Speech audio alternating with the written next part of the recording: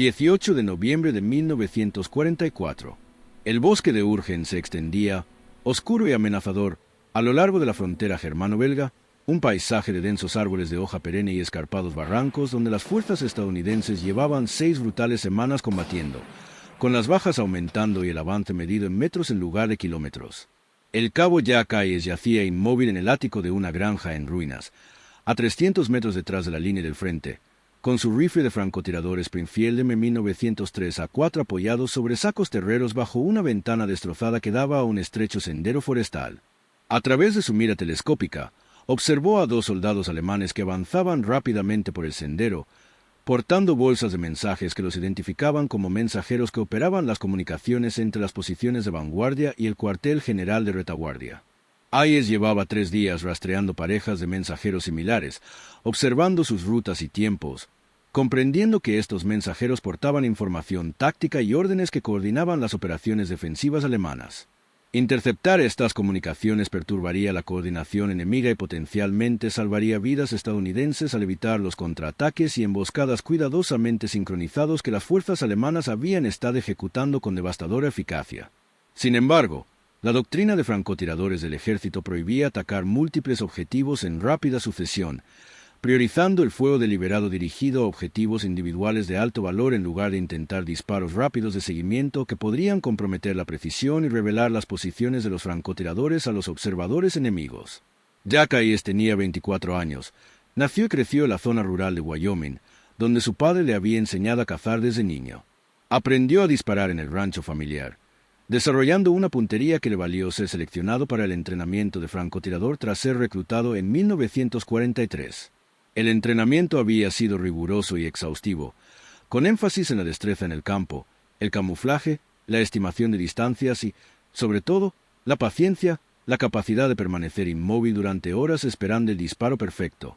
Hayes había sobresalido en el entrenamiento, graduándose entre los mejores de su clase antes de ser desplegada en Europa en la primavera de 1944. Había combatido a través de Francia y Alemania, acumulando 27 bajas confirmadas para cuando su unidad entró en el bosque de Urgen a principios de octubre. Los combates en el bosque eran fundamentalmente diferentes a todo lo que Hayes había experimentado anteriormente. La visibilidad se medía en decenas de metros en lugar de cientos. Las fuerzas enemigas estaban atrincheradas en posiciones preparadas que hacían que los objetivos individuales fueran raros y difíciles de identificar. Los objetivos más valiosos solían ser las parejas de mensajeros que se movían rápidamente entre posiciones, llevando información que facilitaba la coordinación táctica alemana. Hayes había observado a estos mensajeros repetidamente, identificando sus patrones y comprendiendo su importancia, pero la doctrina le exigía atacar solo objetivos individuales, permitiendo que el segundo mensajero escapara y entregara sus mensajes incluso después de que su compañero muriera. La restricción frustró profundamente a Hayes, pues sabía que poseía las habilidades necesarias para enfrentarse a ambos correos y la doctrina lo permitía.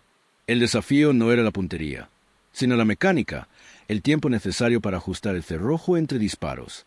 El procedimiento estándar enseñaba a los francotiradores a disparar, observar el impacto, ajustar el cerrojo deliberadamente manteniendo la vista de la mira, recuperar el objetivo si era necesario y volver a disparar solo tras confirmar que las condiciones seguían siendo favorables. Este proceso metódico garantizaba la precisión y evitaba disparos precipitados que podían fallar y comprometer la ocultación del francotirador. Pero también consumía tiempo, normalmente de 4 a 6 segundos entre disparos, demasiado tiempo para enfrentarse a un segundo correo que correría cubierto en cuanto su compañero fuera alcanzado. Hayes comprendía el razonamiento de la doctrina. Los francotiradores que revelaban su posición fallando disparos o disparando varias rondas desde el mismo punto se enfrentaban al contraataque de los francotiradores enemigos o al fuego indirecto de morteros que podía abatirlos antes de que pudieran reubicarse. Pero Hayes también comprendía que permitir que las parejas de mensajeros operaran libremente costaba vidas estadounidenses y que la coordinación alemana, facilitada por estas comunicaciones, resultaba en emboscadas y contraataques que mataban a sus amigos y compañeros. La tensión entre seguir la doctrina segura y asumir riesgos que podrían salvar vidas había ido creciendo en Hayes durante semanas, llegando finalmente a su punto álgido tras una emboscada el 15 de noviembre en la que murieron 3 hombres de su pelotón. Esta emboscada probablemente fue coordinada por los correos alemanes mediante mensajes que Hayes había visto llevar, pero no estaba autorizada a interceptar. En la noche del 17 de noviembre, Hayes tomó una decisión que violaba su entrenamiento y se arriesgaba a un juicio militar. Desarrollaría una técnica para enfrentarse a parejas de mensajeros con la suficiente rapidez como para matar a ambos antes de que el segundo pudiera escapar, aceptando el riesgo adicional que esto implicaba a cambio de las ventajas tácticas de interrumpir las comunicaciones alemanas. La clave del éxito residía en minimizar el tiempo entre disparos, reduciendo el estándar de 4 a 6 segundos a algo más cercano a 2 segundos, lo suficientemente rápido como para disparar a un objetivo que huía antes de que pudiera ponerse a cubierto. Hayes analizó sistemáticamente el proceso de ciclado del cerrojo, identificando dónde se perdía tiempo y cómo se podían modificar los procedimientos. La técnica estándar requería que el tirador abandonara su posición de disparo, levantara la mano derecha del gatillo para agarrar la manivela del cerrojo, accionar el cerrojo con movimientos deliberados para asegurar una extracción y alimentación fiables, y luego volviera la mano al gatillo antes de volver a disparar. Cada paso consumía tiempo y requería un reposicionamiento que alteraba la puntería. Hayes imaginó una técnica modificada que mantenía su mejilla soldada a la culata y su ojo en la mira durante todo el proceso de ciclo, operando el cerrojo con su mano de apoyo mientras su mano de disparo mantenía el control del gatillo y su posición corporal permanecía absolutamente estable.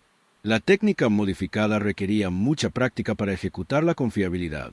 Hayes pasó horas en su posición oculta ensayando los movimientos, disparando repetidamente en seco hasta que los movimientos se volvieron automáticos. La clave residía en colocar la mano izquierda en el guardamanos del rifle de forma que le permitiera alcanzar rápidamente la manija del cerrojo, accionarla con un movimiento brusco de arriba a abajo que extraía el cartucho usado e introducía uno nuevo en la recámara, y luego regresar inmediatamente la mano a la posición de apoyo mientras la derecha disparaba el siguiente disparo. Toda la secuencia debía fluir como un solo movimiento continuo en lugar de pasos separados, eliminando las pausas que consumían tiempo en los procedimientos estándar. Hayes descubrió que, al inclinar su cuerpo ligeramente diferente de la posición tumbada estándar y usar un tipo específico de apoyo que elevaba ligeramente la parte trasera del rifle, podía ejecutar la operación del cerrojo modificado sin perder la imagen de la mira telescópica. Esto le permitía seguir un objetivo en movimiento continuamente, incluso mientras se ciclaba la acción, manteniendo la puntería durante todo el proceso en lugar de tener que reajustar el objetivo después de cada disparo. Al principio, la posición parecía incómoda y requería que los grupos musculares trabajaran de formas desconocidas, pero con la práctica se volvió natural y Hayes descubrió que podía lograr consistentemente tiempos de ciclo inferiores a 2 segundos mientras mantenía la precisión suficiente para distancias de combate inferiores a 400 metros. El descanso improvisado que posibilitó la técnica de Hayes provino de una fuente inesperada: las vigas estructurales expuestas en el ático de la granja en ruinas donde había establecido su posición oculta. Al colocar sacos de arena sobre una viga perpendicular a su dirección de disparo y apoyar el rifle sobre estos a una altura y ángulo específicos, Hayes creó una plataforma que le proporcionaba un soporte estable y le permitía adoptar la posición necesaria para disparar el cerrojo con rapidez. La elevación de la viga significaba que Hayes disparaba desde aproximadamente 2 metros del suelo, una altura poco convencional que la doctrina desaconsejaba porque creaba problemas de silueta y limitaba la maniobrabilidad. Sin embargo, la elevación también proporcionaba excelentes campos de tiro a través de los senderos forestales y le permitía desarrollar la mecánica corporal específica que requería su técnica. Perfeccionó la posición mediante ensayo y error, ajustando la colocación de los sacos de arena y el ángulo de su cuerpo hasta lograr lo que parecía un equilibrio óptimo entre estabilidad y velocidad operativa. Otros francotiradores que observaron su configuración la encontraron inusual y se preguntaron por qué estaba posicionado tan alto y en un ángulo tan extraño. Hayes esquivó estas preguntas con declaraciones vagas sobre las líneas de visión y la comodidad, sin querer explicar su técnica antes de haberla probado en combate real y confirmado que funcionaba bajo el estrés y la imprevisibilidad de enfrentarse a objetivos reales. La oportunidad de probar su innovación llegó la mañana del 18 de noviembre, cuando Hayes observó a 2 mensajeros alemanes acercándose por un sendero que había estado vigilando durante 3 días. Se movían con rapidez, pero sin frenesí, confiados en la cobertura forestal y en la sincronización que les había funcionado bien en incursiones anteriores. Hayes calculó el alcance en 320 metros, dentro de su rango de combate efectivo, y el viento era mínimo, lo que reducía una variable que podía complicar el disparo rápido. Se acomodó en su posición, comprobando que su munición de repuesto estuviera fácilmente accesible y que ningún obstáculo interfiriera con su movimiento modificado de ciclo de cerrojo. Su respiración se hizo más lenta y profunda. La rutina previa al disparo que había ejecutado cientos de veces, con la mente concentrada en la tarea mientras el cuerpo se relajaba para reducir el temblor y la tensión. El mensajero que iba en cabeza entró en su punto de mira, y Hayes lo siguió con suavidad, esperando el momento en que ambos corredores fueran visibles y el mensajero que iba detrás aún no tuviera cobertura disponible para escapar de inmediato.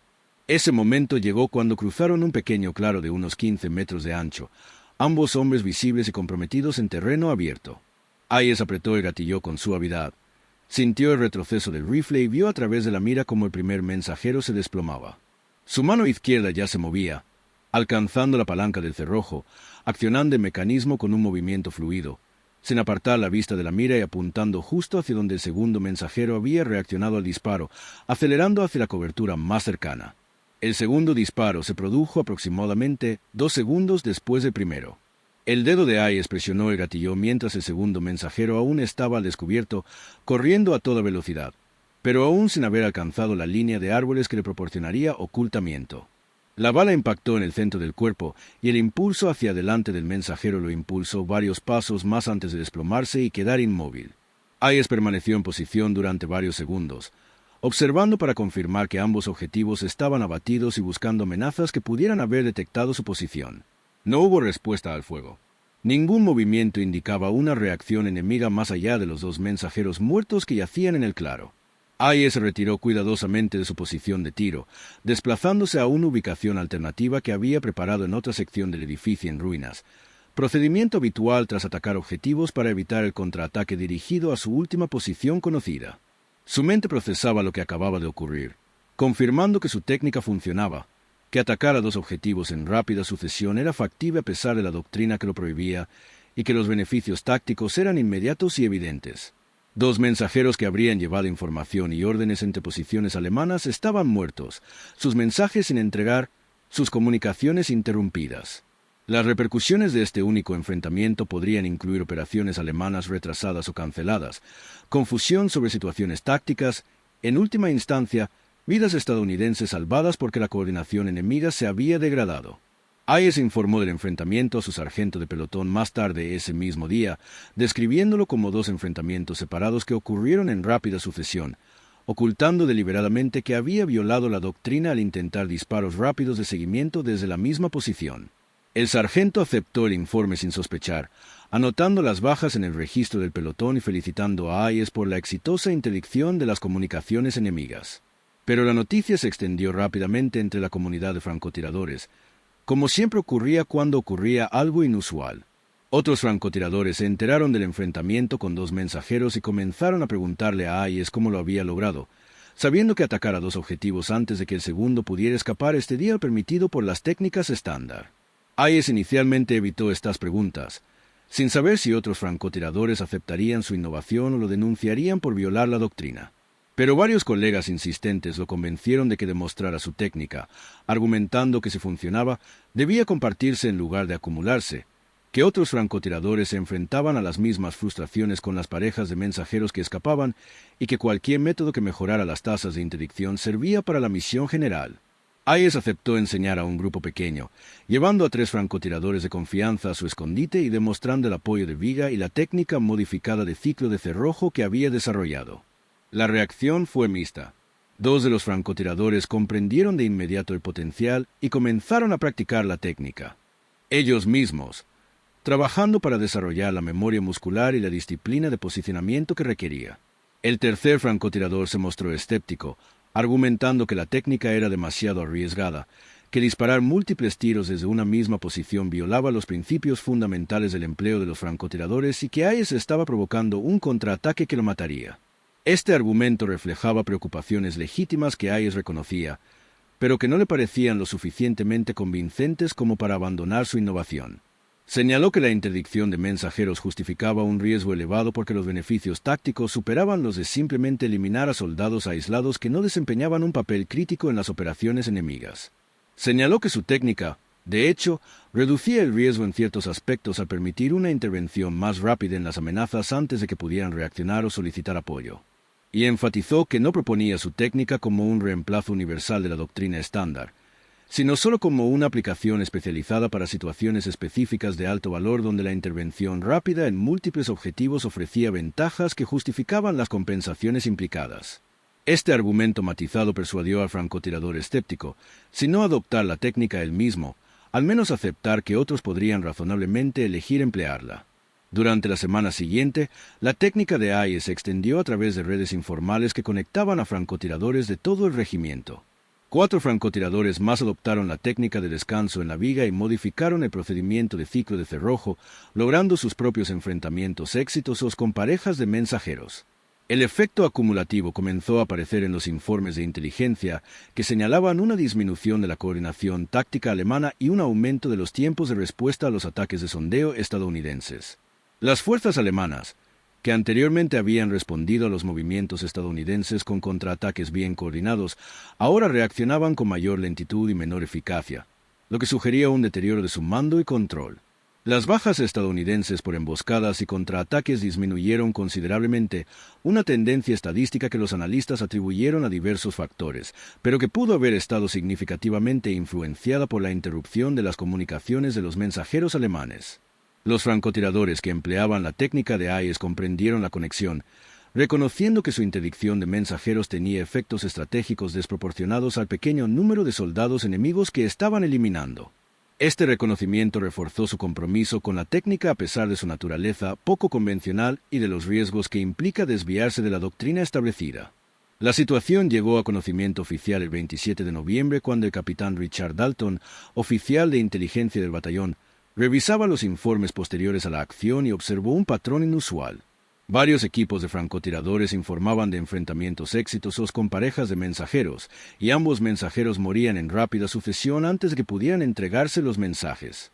Dalton conocía lo suficiente sobre operaciones de francotiradores como para saber que esto no debería ser posible con las técnicas estándar, y que el tiempo necesario para alternar los rifles de cerrojo entre disparos debería permitir que los segundos mensajeros escaparan. Comenzó a investigar, entrevistando a francotiradores y finalmente identificó a Hayes como el creador de la técnica que se estaba extendiendo por el regimiento. La reacción inicial de Dalton fue la alarma burocrática. Los soldados estaban modificando los procedimientos establecidos sin autorización, exponiéndose potencialmente a riesgos innecesarios y creando problemas de responsabilidad si las modificaciones causaban bajas. Informó de sus hallazgos al mayor William Foster, comandante del batallón, recomendando que se prohibiera la técnica no autorizada y que Hayes fuera sancionado por iniciar una desviación de la doctrina sin la debida aprobación de la cadena de mando. La respuesta de Foster reflejó la tensión entre el conservadurismo institucional y el pragmatismo en el campo de batalla que caracterizaba a las organizaciones militares que intentaban adaptarse a las realidades del combate. Por un lado, Foster reconocía que la doctrina existía por buenas razones, que los procedimientos se habían desarrollado mediante la experiencia y el análisis para maximizar la eficacia y minimizar el riesgo, y que permitir que soldados modificaran estos procedimientos sin autorización sentaba un precedente peligroso. Por otro lado, Foster era un veterano de combate que comprendía que la doctrina representaba directrices más que reglas absolutas, que las condiciones del campo de batalla a menudo requerían adaptación y que las innovaciones surgidas de los soldados que combatían en persona solían resultar más valiosas que los procedimientos desarrollados por personal de retaguardia sin experiencia en combate. Encargó a Dalton que investigara a fondo la técnica de Hayes, evaluando tanto su eficacia táctica como su perfil de riesgo, antes de tomar decisiones sobre si prohibir o autorizar su uso continuado. Dalton asignó esta tarea al teniente James Morrison, exinstructor de francotiradores que ahora formaba parte del Estado Mayor del batallón y poseía la experiencia técnica necesaria para evaluar adecuadamente la innovación de Hayes. Morrison pasó 2 días con Hayes y los demás francotiradores empleando la técnica, observando sus posiciones, presenciando demostraciones del procedimiento modificado de ciclo de cerrojo y analizando los informes posteriores a la acción que documentaban sus enfrentamientos. Su evaluación, entregada a Foster el 30 de noviembre, fue matizada y cuidadosamente razonada. Morrison confirmó que la técnica de Hayes violaba la doctrina estándar de francotiradores en varios aspectos específicos, en particular al disparar múltiples tiros desde una posición y al usar apoyos elevados que creaban vulnerabilidades en la silueta. Sin embargo, Morrison también documentó que la técnica logró resultados significativamente mejores en la misión específica de interdicción de mensajeros, que los francotiradores que la emplearon lograron atacar con éxito objetivos que las técnicas estándar no podían interceptar, y que no se produjeron bajas debido al aumento de la exposición al riesgo que generaba la técnica. Morrison recomendó que, en lugar de prohibir la técnica por completo, Foster la autorizara como un procedimiento especializado para objetivos específicos de alto valor, con la capacitación y las directrices adecuadas para garantizar que los soldados comprendieran tanto sus aplicaciones como sus limitaciones. Esta recomendación equilibró las preocupaciones institucionales sobre modificaciones no autorizadas con el reconocimiento pragmático de que las innovaciones efectivas deberían ser incentivadas en lugar de suprimidas. Foster aceptó la recomendación de Morrison con modificaciones. Autorizó el uso continuo de la técnica de AES para la interdicción de mensajeros y escenarios similares de alto valor con múltiples objetivos, pero exigió que cualquier francotirador que la empleara recibiera instrucción formal de AES u otro profesional cualificado y demostrara su competencia antes de usarla en combate. Foster también ordenó que la técnica se documentara adecuadamente, con procedimientos escritos y materiales de entrenamiento preparados para que el conocimiento no se perdiera si AES u otros profesionales claves sufrían bajas. Finalmente, Foster ordenó a AES que se presentara en el cuartel general del batallón para informar al personal superior sobre su innovación, tanto para garantizar que los comandantes comprendieran lo que hacían sus francotiradores como para facilitar una mayor difusión si la técnica resultaba valiosa más allá del batallón inmediato. Estas directivas representaban un compromiso institucional, que no aceptaba la innovación de AES sin reservas ni la rechazaba a pesar de su desviación de la doctrina, sino que reconocía su valor a la vez que imponía una estructura para gestionar los riesgos asociados y garantizar una implementación adecuada. AES recibió la notificación de estas directivas el 2 de diciembre y se presentó en el cuartel general del batallón al día siguiente para lo que esperaba sería una sesión informativa de rutina. En cambio, AES se encontró ante un procedimiento inesperado que tuvo graves consecuencias para su carrera militar. El mayor Foster inauguró la reunión reconociendo la eficacia táctica de la técnica de interdicción de mensajeros de AES, pero luego se centró en abordar lo que calificó como una grave infracción de la disciplina militar. AES había desarrollado y difundido una modificación de los procedimientos establecidos sin solicitar la aprobación correspondiente, había enseñado a otros soldados a emplear técnicas no autorizadas, en esencia, había creado una doctrina paralela que competía con los procedimientos oficiales. Foster enfatizó que, independientemente de si la técnica de AES era efectiva o no, el proceso mediante el cual se había desarrollado y difundido era inaceptable en una organización militar que dependía de una cadena de mando clara y procedimientos estandarizados. Informó a AES que estaba iniciando un castigo extrajudicial en virtud del artículo 15 del Código Uniforme de Justicia Militar, acusándolo de no seguir los procedimientos establecidos y de conducta que podría haber puesto en peligro a otros soldados al alentarlos a emplear técnicas arriesgadas sin la debida autorización ni supervisión. El castigo incluiría una reprimenda formal, una reducción de rango de cabo a soldado de primera clase y la pérdida de salario, sanciones que afectarían significativamente el historial militar de AES y sus perspectivas futuras. AES quedó atónito ante este giro de los acontecimientos, pues esperaba reconocimiento en lugar de castigo por desarrollar una innovación que mejoraba considerablemente los resultados tácticos. Intentó defender sus acciones, argumentando que había intentado resolver un problema táctico legítimo que costaba vidas estadounidenses, que su técnica había demostrado su eficacia en combate y que no había desobedecido deliberadamente la autoridad, sino que había desarrollado una solución a un problema inmediato sin reconocer inicialmente que se consideraría una violación de la doctrina. Foster reconoció estos puntos, pero sostuvo que las buenas intenciones de AES no justificaban su incapacidad para actuar por los canales adecuados. Si AES hubiera creído que la interdicción de correos requería nuevas técnicas, debería haber informado de esta evaluación a su cadena de mando y solicitado autorización para desarrollar y probar modificaciones a los procedimientos estándar. En cambio, actuó unilateralmente, implementando cambios que afectaron no solo a sus propias operaciones, sino también a las de otros francotiradores que adoptaron su enfoque.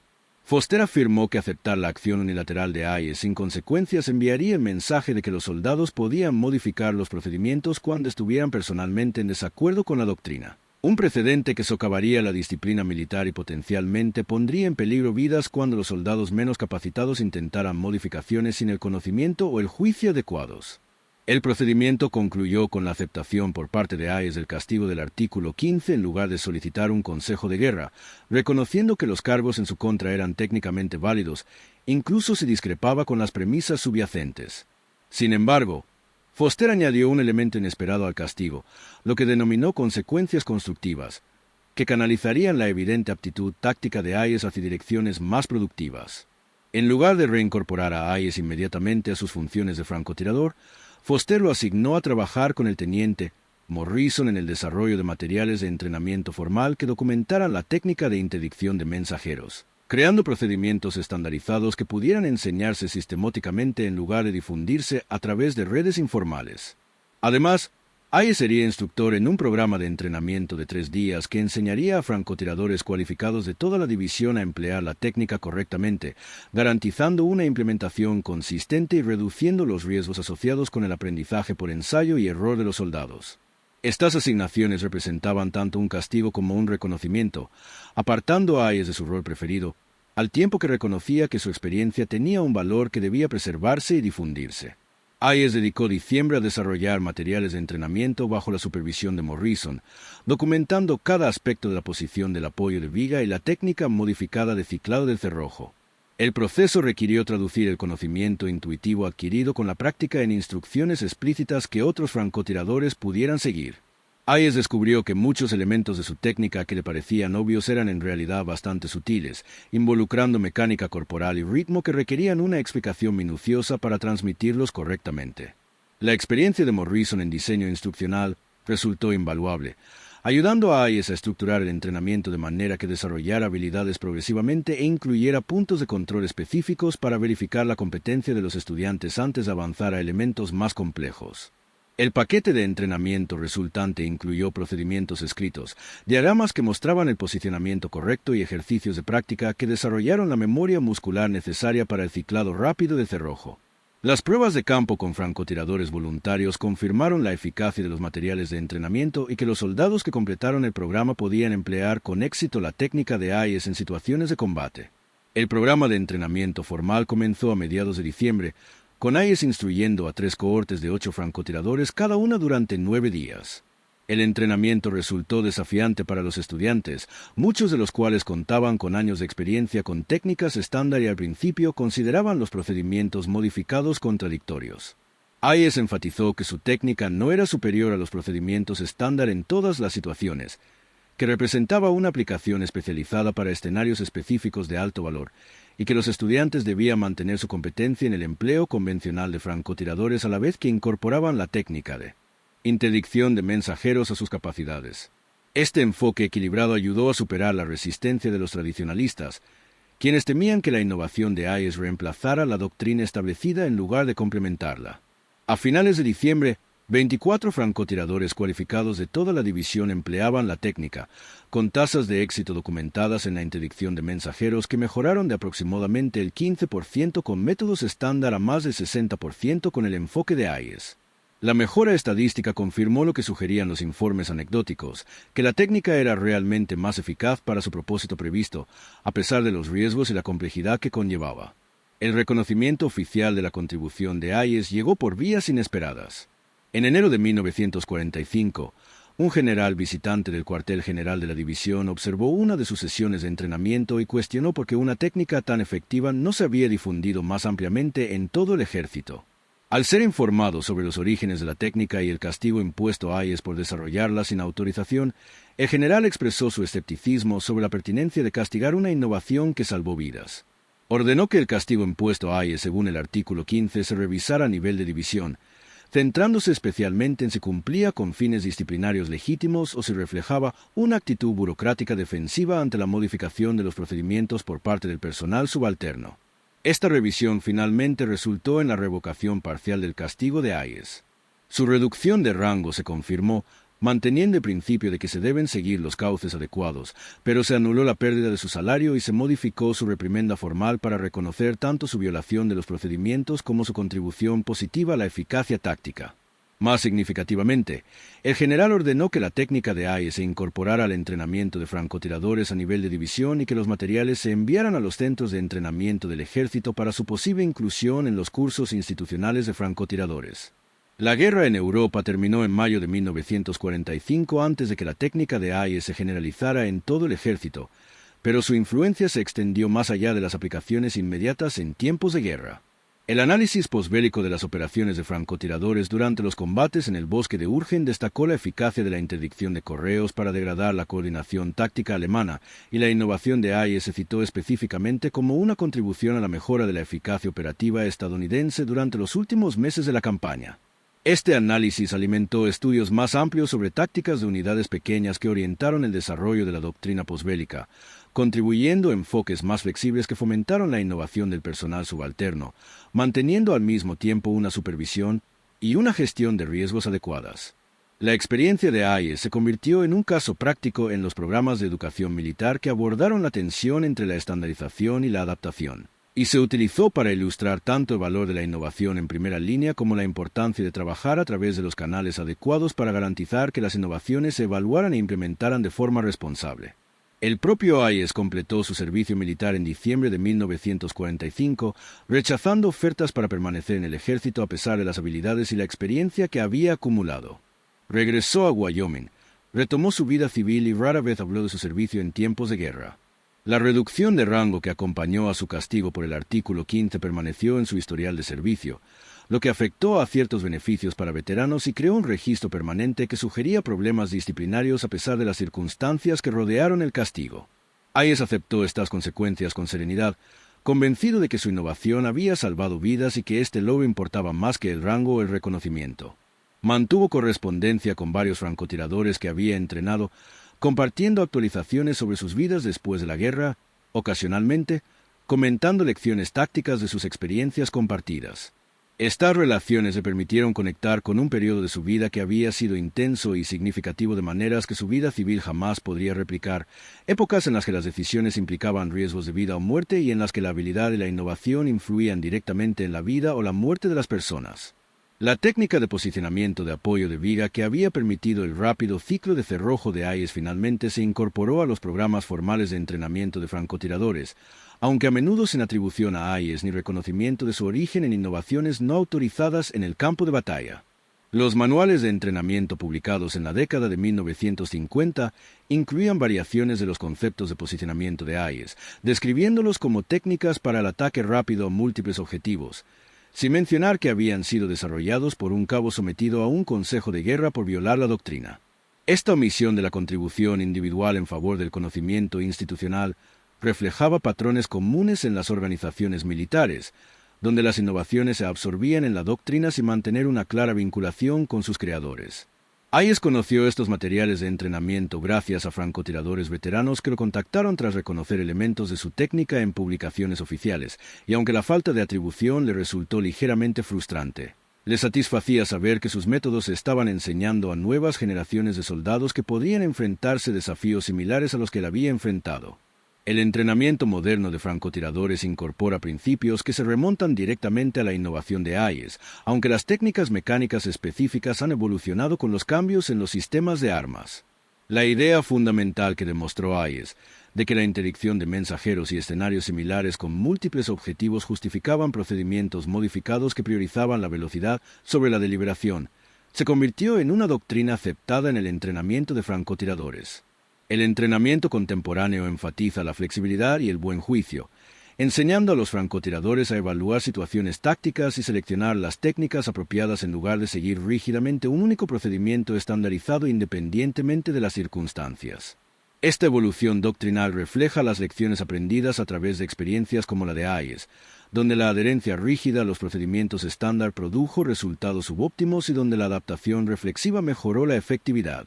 Los historiadores militares que estudian la innovación táctica durante la Segunda Guerra Mundial citan la técnica de interdicción de mensajeros de Hayes como un ejemplo de innovación exitosa de abajo a arriba que eventualmente influyó en la doctrina institucional a pesar de la resistencia inicial de los comandantes preocupados por las modificaciones no autorizadas a los procedimientos establecidos. Jack Hayes falleció en el año 201 a la edad de 81 años. Su obituario menciona su servicio militar y su cualificación como francotirador, pero no ofrece detalles sobre las técnicas que desarrolló ni la controversia en torno a su implementación. Entre sus efectos personales se encuentran cuadernos que documentan sus observaciones sobre el empleo de francotiradores y la interdicción de mensajeros, materiales que fueron donados a un archivo de historia militar, donde permanecen disponibles para investigadores que estudian tácticas de unidades pequeñas durante la Segunda Guerra Mundial. Varios historiadores que han examinado estos materiales destacan su sofisticación, el enfoque sistemático de Hayes para analizar problemas tácticos y desarrollar soluciones, y la cuidadosa documentación que mantuvo a pesar de trabajar en condiciones de combate que dificultaban dicho registro.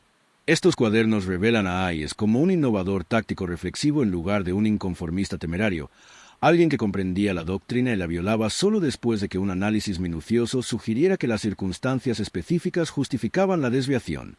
Esta caracterización complica las narrativas simplistas sobre héroes que rompen las reglas, mostrando, en cambio, que la innovación militar eficaz requiere tanto respetar el conocimiento institucional como reconocer cuando las circunstancias exigen adaptación.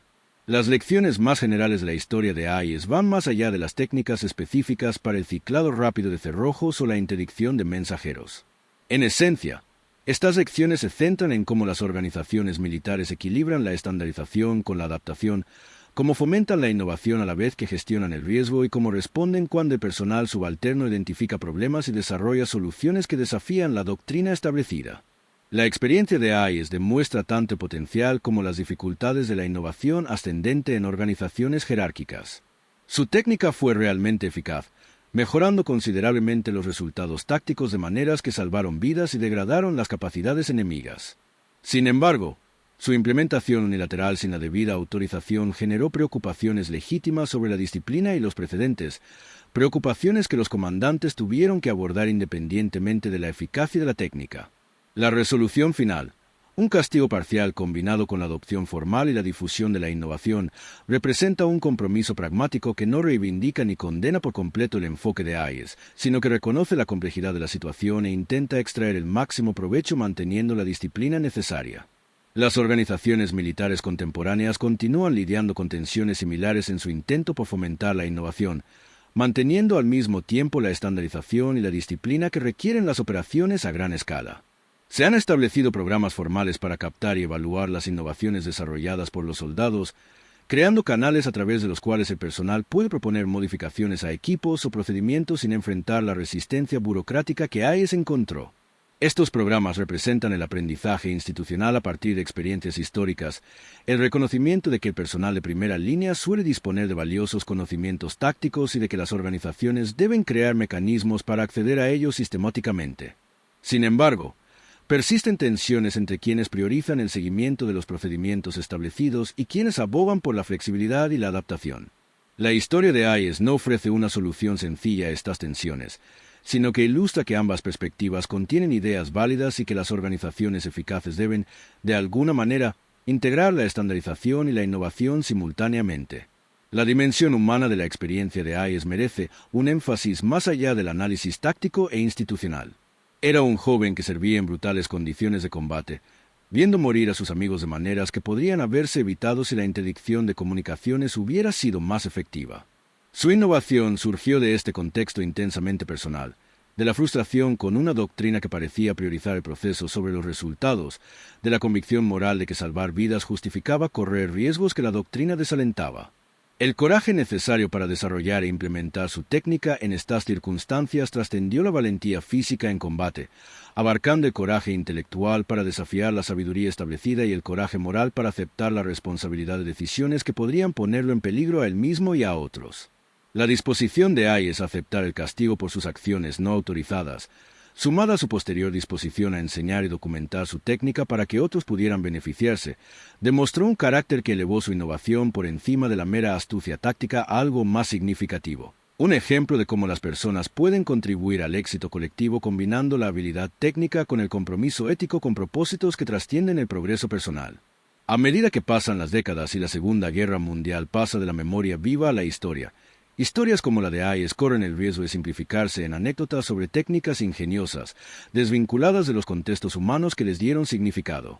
Preservar una comprensión más profunda requiere mantener conexiones entre los detalles tácticos sobre los apoyos de las vigas y el ciclo de los cerrojos con narrativas más amplias sobre el coraje, el sacrificio y las complejidades morales del servicio militar. El apoyo de francotirador exclusivo para las vigas de Hayes y su técnica de combate rápido representaron más que innovaciones mecánicas. Encarnaron la determinación de un joven por evitar muertes innecesarias, su disposición a desafiar a la autoridad cuando la conciencia lo exigía y su aceptación de las consecuencias de las decisiones que consideraba necesarias. La técnica salvó vidas, cambió la doctrina y contribuyó a la victoria aliada. Pero quizás aún más importante, demostró que las personas comunes, al enfrentarse a circunstancias extraordinarias, puede marcar una diferencia significativa mediante el coraje, la creatividad y el compromiso con propósitos que trascienden sus propios límites. Jack Ayers regresó a Wyoming y vivió una vida tranquila, pero los senderos forestales donde su innovación impidió que las comunicaciones de los mensajeros alemanes coordinaran los ataques siguieron siendo testimonio de lo que había logrado, testigos silenciosos del poder de la iniciativa individual cuando se alinea con propósitos justos y se sostiene con coraje moral.